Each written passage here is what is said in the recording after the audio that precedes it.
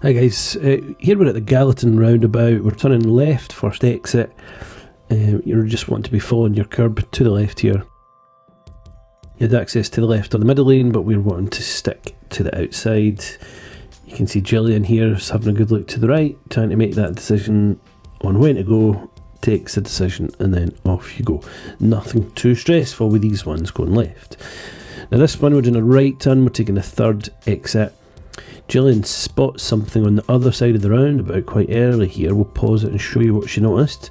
There's an ambulance, it's got its siren and its blue lights on. So Gillian made a point of saying, right, I'm just going to keep an eye on that in case it comes round. So that's how early and how far ahead you want to be looking. Now when you join the roundabout, especially these spirals, you're going to see these lanes just appearing from nowhere. I've highlighted it in blue. This is one that we want to move into to take us to the third exit.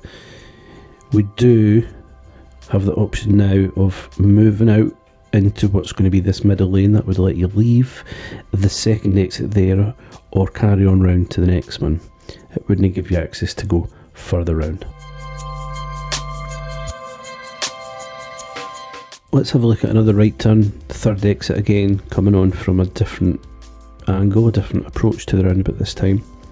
Same logic applies. Coming on the inside lane. You can see exit 1 on the left there. We know exit 2 is going to be ahead of us.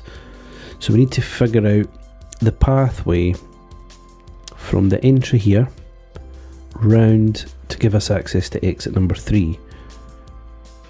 Now with it being a spiral roundabout, again you're going to notice down the bottom right next to the inside curb a white, there it's there, the white lane. That's telling us we can choose to come out with the lane. We could have left there if we wanted, or carry on round to this lane. These are the markings that you're wanting to try and figure out how they can guide you around the spiral roundabouts.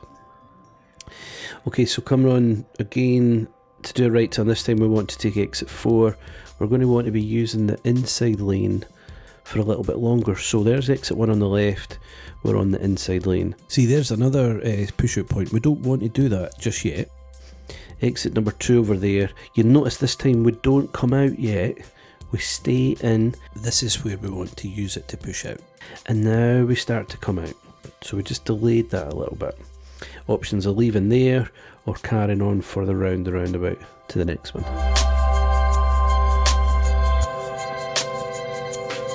Here's another one then, same again, right turn, third exit, different approach.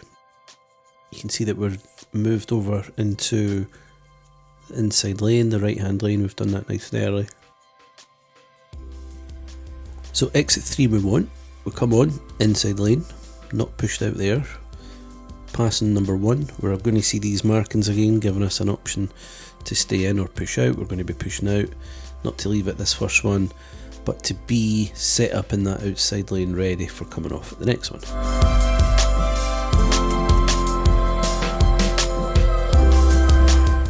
Right, something a little bit different here. We're coming on to the same roundabout from a different angle. We're wanting to go ahead, second exit. Hopefully you've seen there from the board that we need to use the middle lane. If not, you can rewind it back and see it. You'll notice there's only 2 lanes. So where's the middle? Well, watch what happens to this left lane. It's going to split itself into 2 lanes to create 3 in total. The right lane stays as 1. So when this lorry starts to move out our way, watch how this single lane splits to 2. Access to both, but what we want is the middle.